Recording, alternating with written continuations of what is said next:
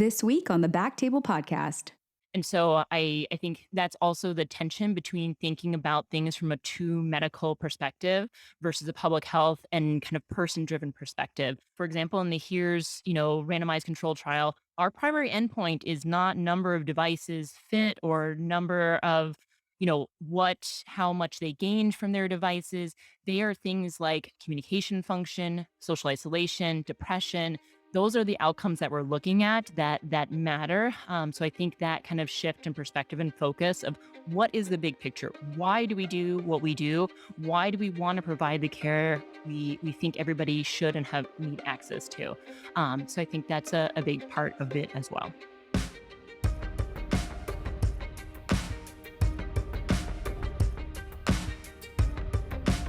Hello, everyone, and welcome to the BackTable ENT podcast, where we discuss all things ENT.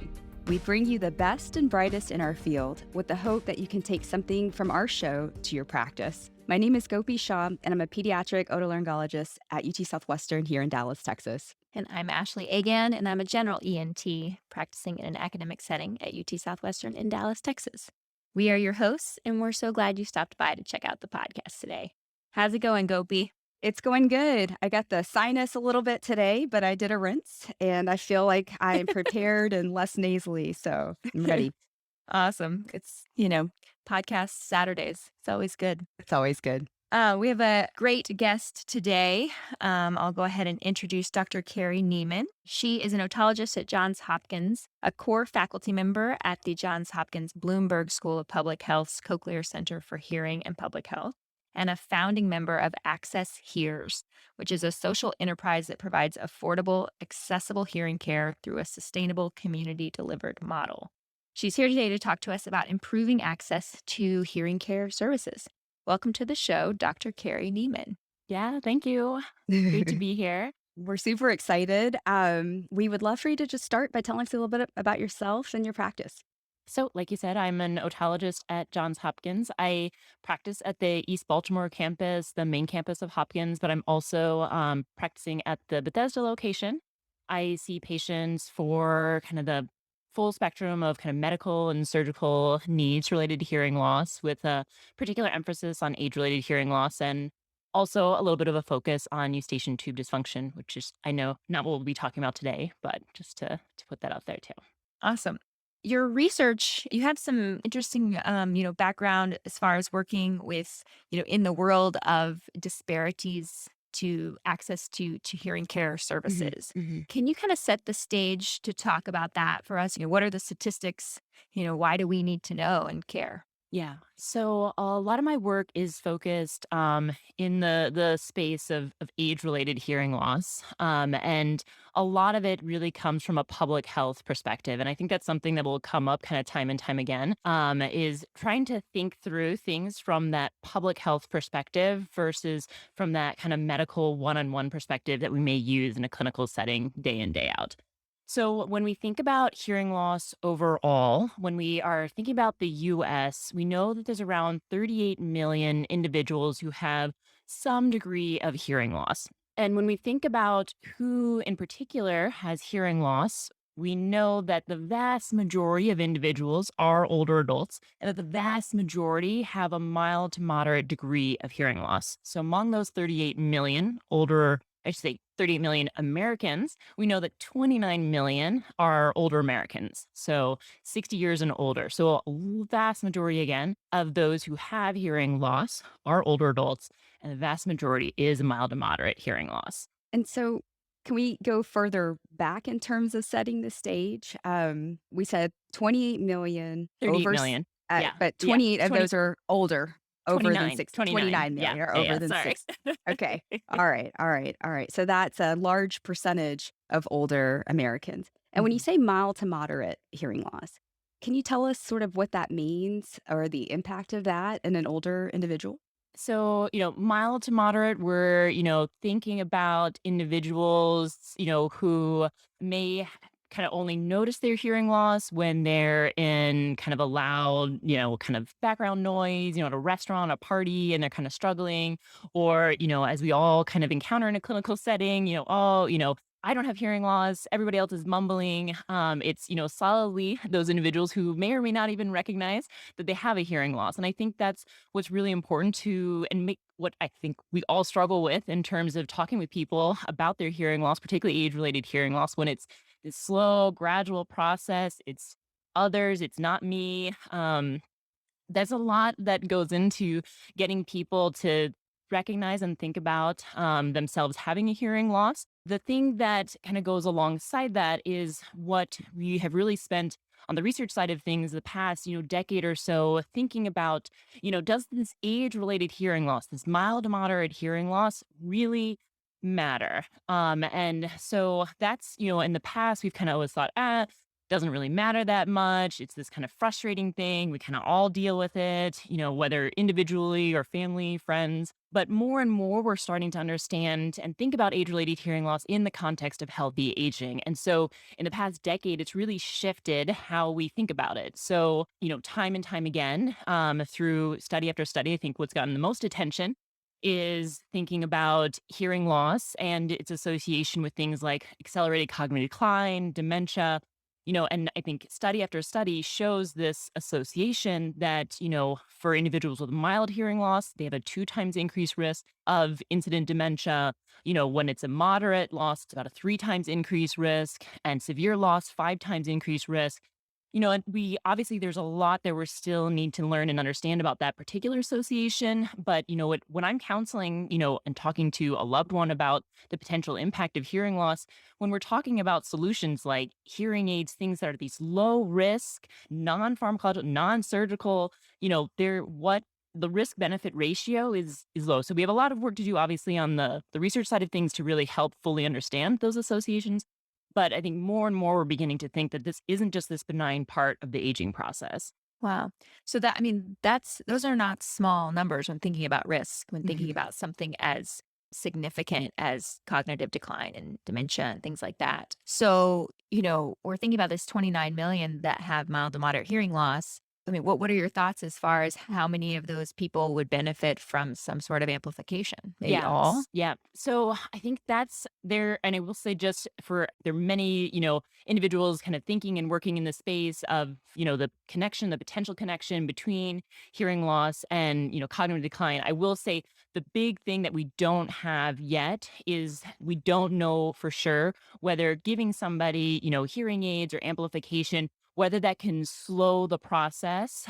We don't know that yet. So that work is ongoing in terms of a larger randomized controlled trial that's now ongoing, 5 sites across the country, the Achieve trial, based in part out of Hopkins.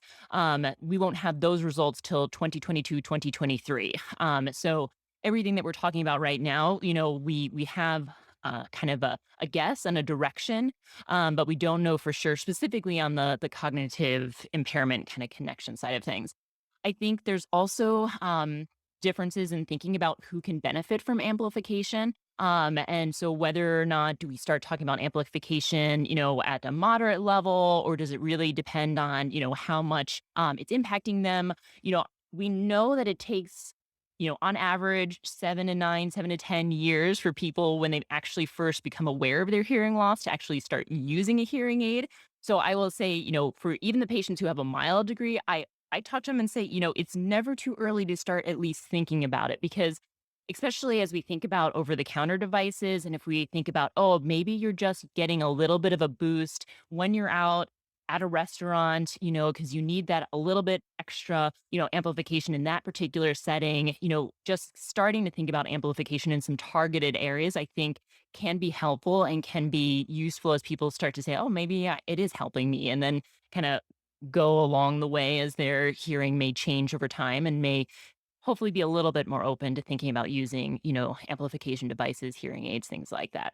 Yeah, and that makes a lot of sense. And to me, there's one conversation about you're a candidate and you could probably benefit. But then obviously there's that gap of who's actually then able to attain those services. Hmm. And that's why Hmm. you're here Yeah. to talk to us so that we can kind of understand the disparities that exist in access to hearing aids. Can you, before we get into that, Sure.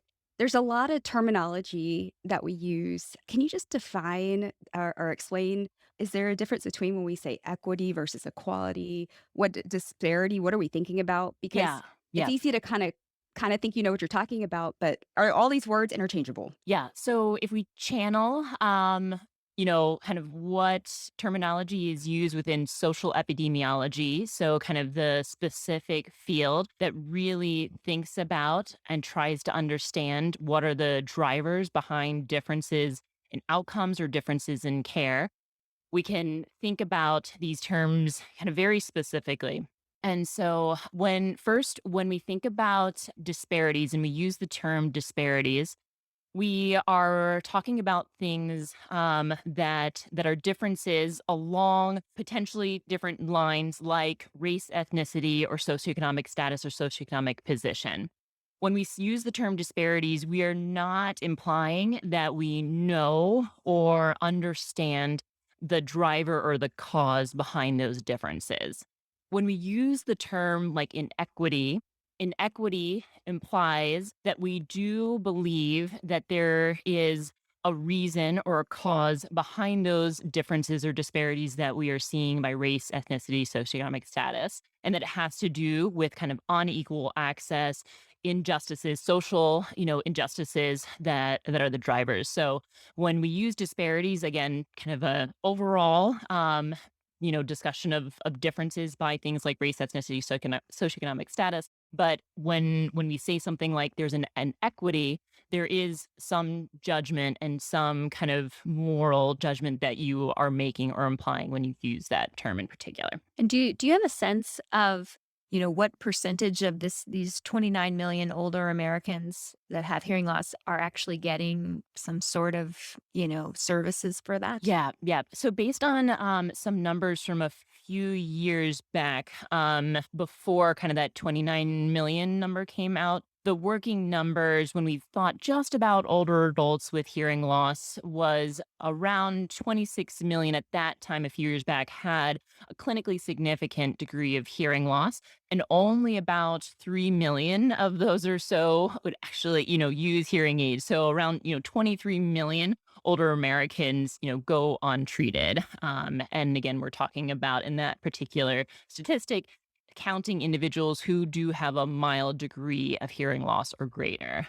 So those are some of the numbers that we've kind of used in the past. So overall, only around 15 to 20% of older Americans actually use hearing aids. When we start to look at things like by race, ethnicity, or socioeconomic status, when we look at African American older adults in the US who have a clinically significant hearing loss, only around 10% use hearing aids versus around 20% among white older adults with hearing loss. And what do you think are some of the factors that make these disparities happen? So I think one of the places that we often go as physicians, and kind of that medical model, that medical approach, is I think we often think about these types of things from an individual perspective. We think about these things as individual health behaviors. And we certainly know that there is a lot that goes into somebody's ability and willingness to use hearing aids or to engage in some kind of health behavior,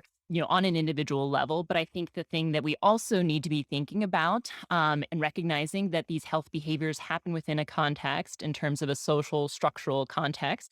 So thinking at a societal level and community level as well. So I certainly think, for our individuals who are thinking about hearing aids, yes, it is, things like how many trips to back and forth to the doctor does it take? How many co-payments? Yes, obviously the financial realities of hearing aids this day and age, I think certainly is part of it, as well as things like what's, the health literacy involved in terms of thinking about being able to read and navigate hearing aid manuals. We know on average hearing aid manuals are written at around a 10th grade reading level, far above the recommended 6th grade reading level. Again, these are like individual level factors, and there's plenty of them. In addition to things like, where is your local audiologist or your local ENT in your community? How many of your friends and family members, have hearing aids? These are all some of the varied things. And I think that while we all want kind of a single explanation for why differences exist, I think it's one of those things we're just starting to, have more and more understanding of the fact first that these differences exist, much less kind of getting into and digging in of what are all of the different drivers that go into what we're seeing in terms of disparities. Right. Which makes a lot of sense because if it was one reason, then we probably would have, solved it by now. Yeah, yeah, for sure. Or yeah, we wouldn't even be, for things like diabetes or hypertension or cancer, these, where millions and millions of dollars have gone into not only understanding and addressing these differences, much less things like hearing care disparities, which in terms of just the number of individuals, we nobody has figured out. But I think there's a lot we can learn from these other disciplines and other fields to try to help move us along as well. In moving through this and trying to kind of help address the, number one, the disparities Mhm, mhm. and then, also just overall helping everyone to have more access to these cares. What's the way forward? What are some things that you're, maybe doing or things you've seen in your research or, what can we do? Yeah, for sure. So a lot of what I do in my work is just one piece of it is trying to think about how can we develop additional models of care because if we look and say only 15 to 20% of our older adults are in general are using hearing aids, we're not even scratching the surface. And the thing that I think, many people, it's very easy to say, oh, if it was just covered by insurance, we'd be fine. Like we would figure it out. If we look at places like the UK and the National Health Service there, where they do cover hearing aids, their rates of hearing aid use are higher, certainly, but they're not that much higher. They're maybe around 25-35%, right? So it's not the magic bullet either. So, and just like we know that there's many factors that go into reasons why people are willing or not willing to use a device on a regular basis, we need to be thinking about models of care that maybe get at some of those things beyond just the potential cost. I think a lot of us are thinking about, stigma and ageism and all of these kind of complex factors that are going into people's decision making processes. And so, one of the things I was thinking about more models of care is if we, have only so many ENTs and only so many audiologists that we have in the United States to be able to reach all of these individuals. We also need to be thinking about, well, what other ways, especially thinking, in other fields like public health, one of the things has been thinking through community health worker models of care, where community health workers is a term, very broadly that is kind of paraprofessionals, individuals who share some, lived experience, some aspect whether same cultural background, same age, same educational background, same, community. And community health workers can be really powerful in addition to all of these additional, models of care in terms of clinic-based care to thinking about how do we reach communities or reach populations that we haven't always been able to reach through kind of this traditional clinic-based approach because,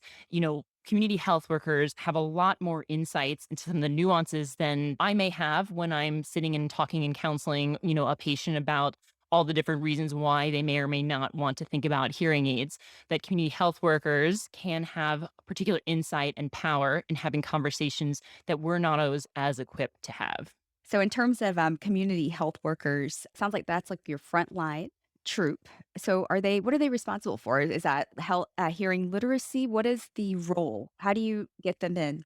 Yeah, great question. So, community health workers can play lots of different roles, and they've played lots of different roles in many different settings for many different kind of chronic disease. Whether it's thinking about and talking about diabetes management or high blood pressure management in terms of diet changes, lifestyle changes, all the way to thinking about emergency care provision in low resource settings.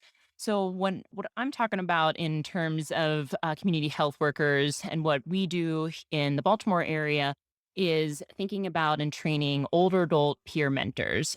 So individuals who have shared lived experiences in terms of their older adults themselves, they may or may not have hearing loss themselves, and so they then are able to kind of step through and provide not only counseling around kind of what is age-related hearing loss, some of the, basic oral rehabilitation, things like communication strategies, expectation management about what you can expect from an amplification device, and then actually go through a step-by-step fitting and orientation to an over-the-counter amplification device. So that's some of the work that we've been working on. I will say others have partnered with community health workers in that model in different ways. One of my colleagues and collaborators, Nicole Maroney at the University of Arizona, she has trained a team of community health workers who work in federally qualified health centers to provide group oral rehabilitation to primarily Spanish-speaking older adults along the U.S.-Mexico border. So there's a lot of different ways in which to partner with, but it's just been an area that has been very much untapped in the space of thinking about how do we address age-related hearing loss when we will never have enough ENTs, enough audiologists to really get at and be able to help individuals connect with the technology that they need. What does that look like with a group, rehab situation? Like, how would you kind of set a patient's expectations for what that's going to be like? So Dr. Maroney's work, they have a team of I want to say maybe like 5, 6 older adult like promotoras who have a very kind of structured curriculum that they go through. I want to say it's 5 to 6 weeks or so. Her program is called Oyendo Bien, and they are overseen by an audiologist. But a lot of that is very focused on just oral rehabilitation. So thinking about how do you live well with hearing loss. And we certainly, know education and counseling is a big part of managing hearing loss. But the other part of that, in terms of actually connecting people with devices, that is something that differentiates our program in Baltimore in terms of the HEARS program and the HEARS study, is that it does have that element of education and counseling, but then more importantly, older adult peer mentors are fitting other older adults with over the counter hearing technology. Can you actually, this is probably a good time to kind of tell us about the research and then the nonprofit side of HEARS because they're different. Yeah, yeah, Okay. for sure.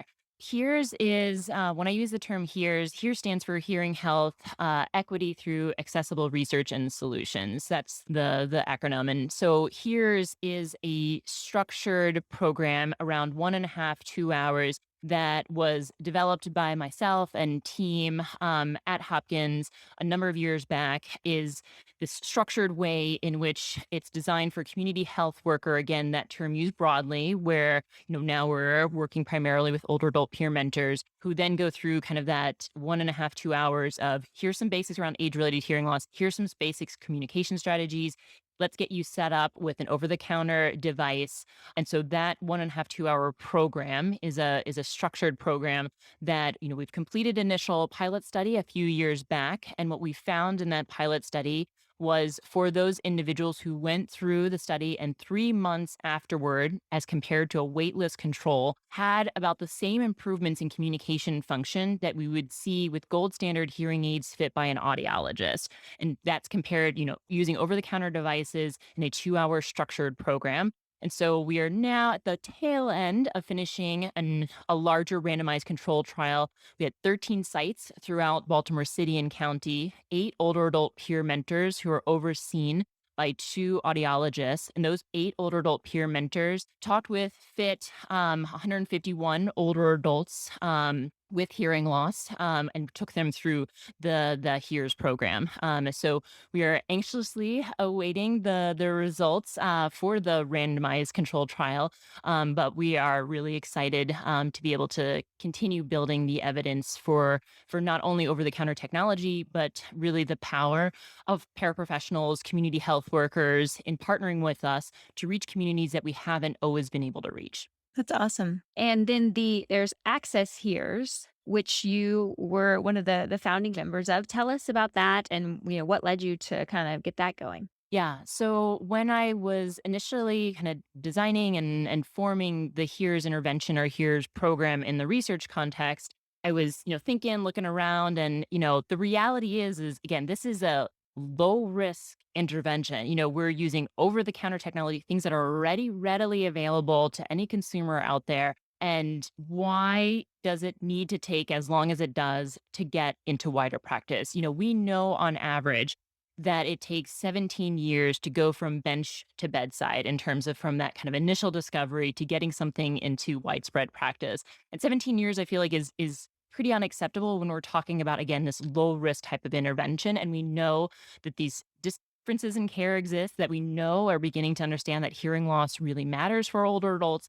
So why not try and move that needle a little bit faster? And was accepted through the Johns Hopkins like incubator program, which was called the Social Innovation Lab. And so during that time, I'm sitting around with, at that time I was a resident and sitting with, undergraduates and graduate students and other people who knew far less about the area that they were thinking about making this like big change and thinking through like, how am I going to change X, Y, or Z? And I was like, oh my gosh, like why not? Like if they could do it, like I could do it too.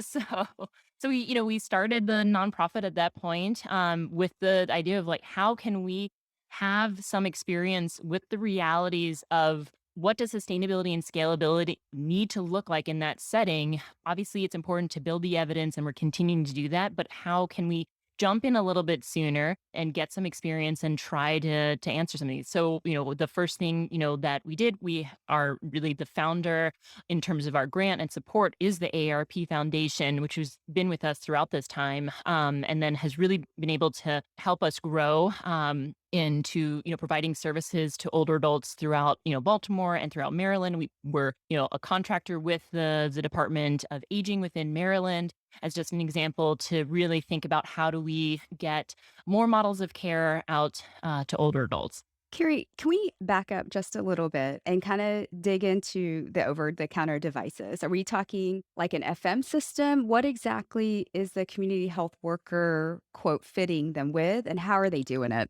Yeah. So the devices that we use currently are PSAPs, personal sound amplifiers products, which are, this gray area of devices that as soon as we have the over the counter hearing aids legislation kind of designation move all the way through, we'll see what happens. But right now in this space, we are using personal sound amplifier products.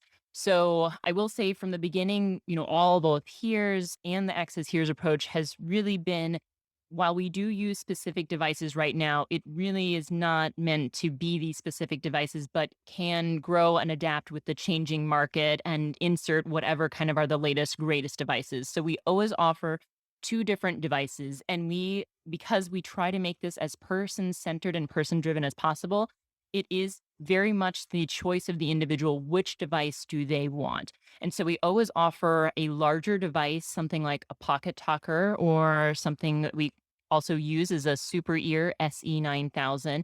Both of those devices kind of are a handheld kind of device that then has headphones, wired headphones that go into that kind of palm sized device.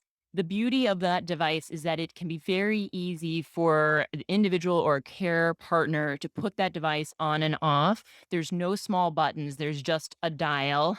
So, in terms of channeling, how do we make it as older adult friendly as possible for older adults who have manual dexterity issues or some limitations in terms of cognitive impairment? That larger device can be very, or at least more user friendly than a smaller ear level device. So that's always one option. And then the second option we always offer is an ear level device that does look very similar to a hearing aid. When we've done, studies on these devices, because we only use devices that we have studied, looked at in terms of their quality. So we use the Sound World Solutions Sidekick or HD100. At that device is a Bluetooth device that does do some basic in situ fitting and verification, meaning that it's tailored to some degree, kind of the loss that an individual has. And that device, our team has done studies on and shows that they're very comparable to kind of gold standard hearing aids out there. I think one of the things that we're all anxiously waiting for over-the-counter hearing aids is to provide some regulation in this space to ensure quality, which hasn't always been the case in kind of this PSAP area. But I will say the devices that we have worked with, we have gone through kind of these testing and things like that. So in terms of the question about, well, what do the peer mentors actually do? So they help kind of, say, for the older adult they're working with, they go through the different options. They say, what do you feel comfortable with? You want to try it on? We talk, they talk through the different options. And for the ear level device, they do need to go through a process of pairing the device, via Bluetooth. There is just a little app, like a little program that goes through it's an automated program that goes through that kind of fitting process. The beauty and why we chose those devices is that you don't need a smartphone on an ongoing basis in order to use the device. That there's ways to interact with the device without having a smartphone. For those who do have a smartphone, that's great. We help them get them paired and set up, but you don't have to rely on those technologies. And I think that's another barrier for many of our older adults when we're thinking about individuals particularly in low income populations who may have different ways in which they interact with technology or are comfortable with technology. How do we get over that technological jump or gap and ensure people can still have access to some of these over the counter devices, which a lot of them do rely on smartphones and things like that? So with your the bigger models like the Pocket Talker, it's basically just amplification, simple. It's a microphone, Yep, speaker, it makes things louder. And then you have your other ones that you can tailor a little bit exactly. more similar to a hearing aid, but not quite the sophistication. Yeah, I think some of the ways in which they are different, at least currently, and I think the lines are going to continue to blur certainly more and more. Some of the things like the ability to automatically switch between types of settings. So, for example, the devices that we use are great in that they have directional microphones, they have different settings. So, if you're in a noisy setting, it shuts off the side microphone and just allows you to use the microphone for things in front of you. So it has some of those same kind of standard features and functionalities that a lot of hearing aids, but agree the sophistication is different in terms of it may not be automatically judging and gaining and things like that. So there's certainly differences, but I think at the end of the day when we're talking about how do we get more people connected with at least some basic amplification, because we know not everybody is going to want or need at $8,000-$10,000 hearing aids, there are still something we can and should be doing. As the lines blur between, I think you're saying between the devices maybe, and what it may be like with the hearing aid, how has audiology been a part of your team? Do they help train the community health workers? Like, I would imagine everybody's got the same goal and their expertise are very helpful in terms of how do you know when the FM system's at the right setting, or how does it all work? So, for the peers side of things, the peer mentors are overseen by a team of audiologists. So the audiologists are the individuals who first train the older adult peer mentors. That training process involves about 8 sessions, hour and a half each, that goes through basics of hearing loss, basics of over-the-counter devices, basics of working with, other individuals kind of in a teaching fashion, and then a practicum session where they're kind of certified.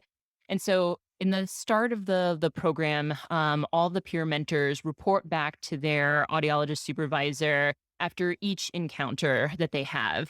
So they talk about things that they encountered, questions that they had, and then that is generally spaced out to maybe once a week that they're checking in. And then because in terms of when we're partnering with community health workers, paraprofessionals, a big part of that is continuing education and support.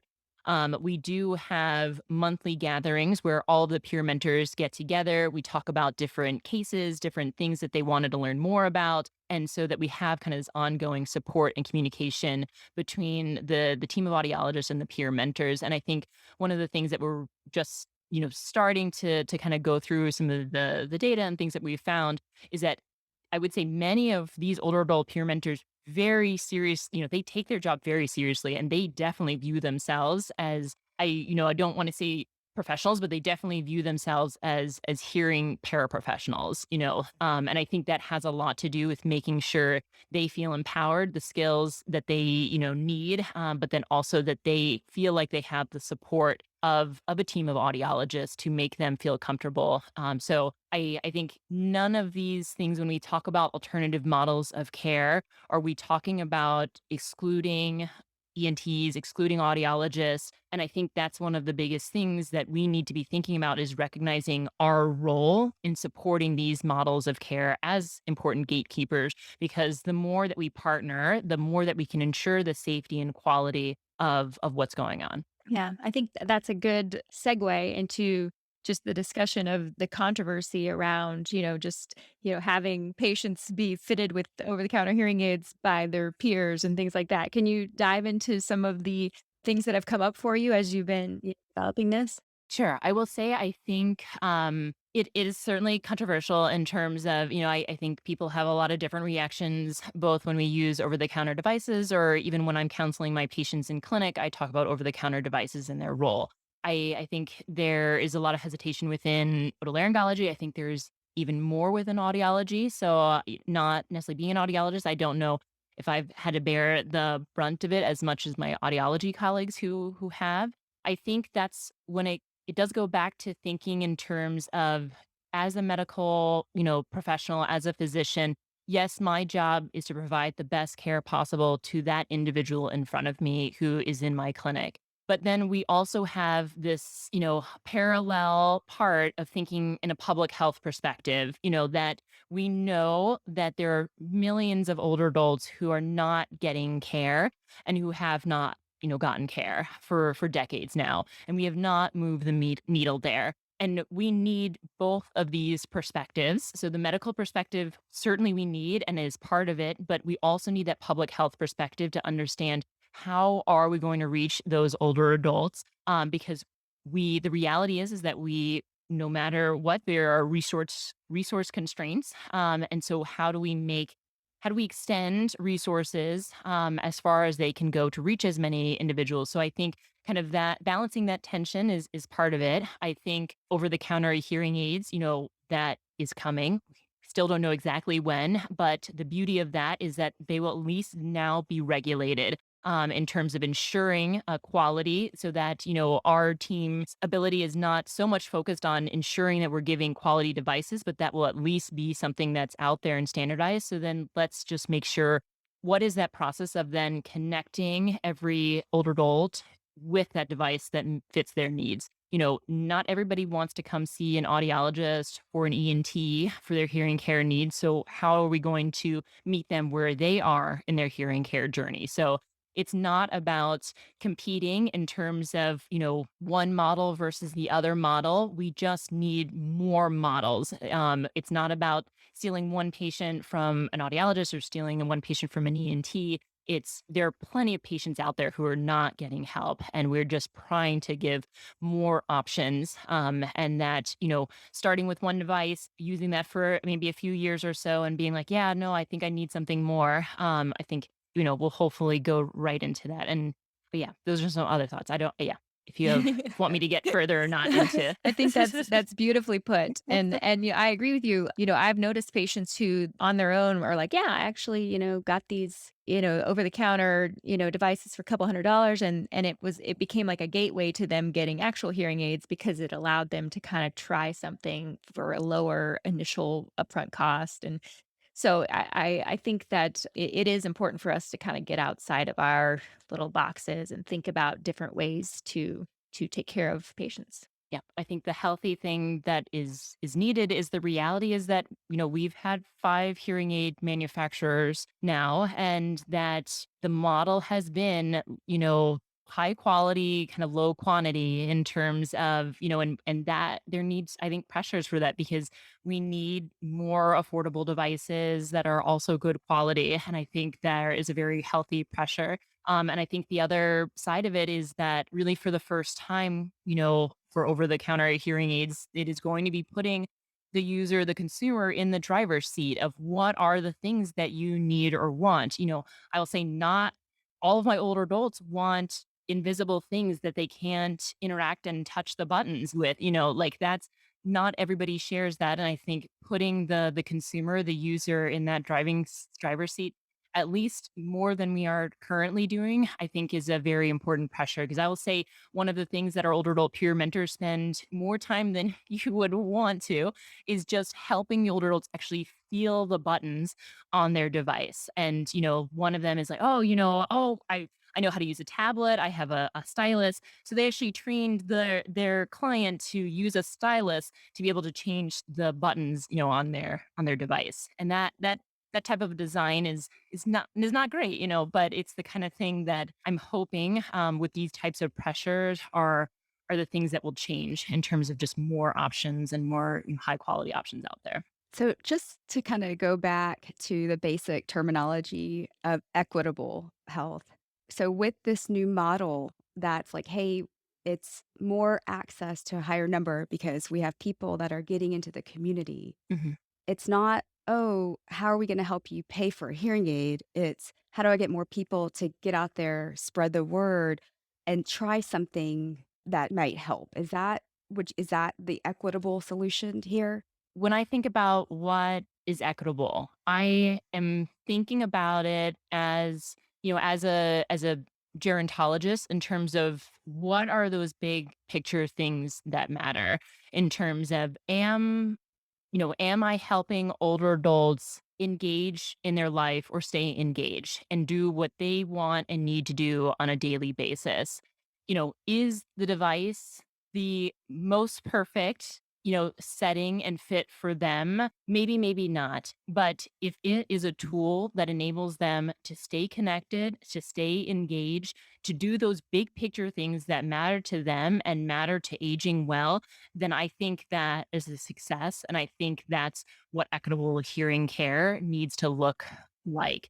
And so I think that's also the tension between thinking about things from a too medical perspective versus a public health and kind of person driven perspective. We do not, for example, in the HERES, randomized control trial, our primary endpoint is not number of devices fit or number of, how much they gained from their devices. They are things like communication function, social isolation, depression.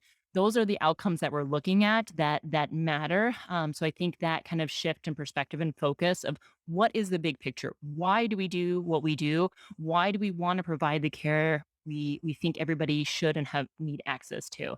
So I think that's a big part of it as well. Yeah, I I think think that's great. and I think in medicine, we, might let perfection get in the way of progress a little bit because that's just how our brains work. We want to fix things to the most perfect degree that we can make things better. And so it's kind of, it's hard to shift that way of thinking. We need both thinking. We need that Right. tension and we need that back and forth. Yeah. But we also need to make progress for sure.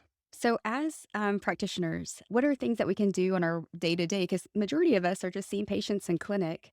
Is it more maybe getting our own hearing literacy up to speed in terms of options, taking more time to counsel our patients? How do we help our patients in the on the one-to-one setting? Yeah. So when somebody's seeing us in the office, they're already, kind of a different group than others, right? They have taken the time, effort. They obviously see the value in seeing an audiologist and seeing an ENT.